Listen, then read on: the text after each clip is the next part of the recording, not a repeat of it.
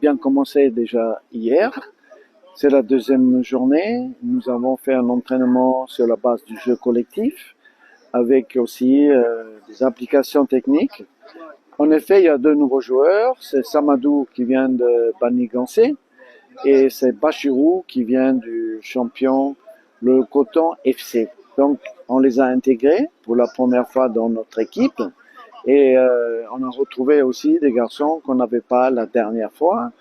Et puisque la dernière fois, au mois de juin, il nous manquait certains comme Olivier Verdon et Andreas Huntonji, ils sont là. Ça tombe bien parce que nous avons une blessure malheureusement, qui est celle de Mohamed Tidjani, le local de l'étape ici, puisqu'il est né en Côte d'Ivoire et il a toute sa famille ici. Et on est un peu inquiet pour sa participation au Nigeria. Mais peut-être pour le deuxième match. On travaille pour qu'il soit rapidement rétabli de son entorse à la cheville. L'entraînement s'est bien passé, il y a une très jolie pelouse.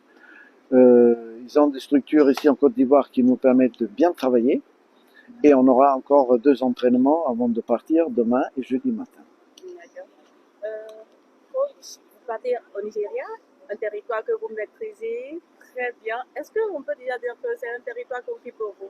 Ah non, c'est pas un territoire conquis, loin de là. On a battu le Nigeria il y a pas longtemps, il y a 3 mois. Et ils vont certainement avoir un esprit de revanche qui peut être important parce que c'est normal.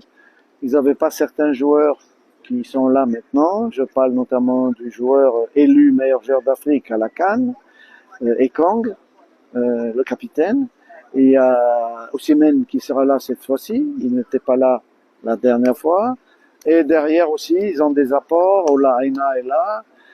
Ça va être une équipe plus forte que celle que nous avons battue au mois de juin à Abidjan. On se méfie. On sait qu'à domicile en plus, ils ont l'obligation de faire un résultat maintenant, après une série de matchs nuls ou de défaites même. Et il y a eu encore un changement d'entraîneur. Voilà, donc on va bien se préparer. C'est pas parce qu'on connaît les adversaires que c'est plus simple pour les battre. Ça va être un match très difficile, mais on se prépare bien.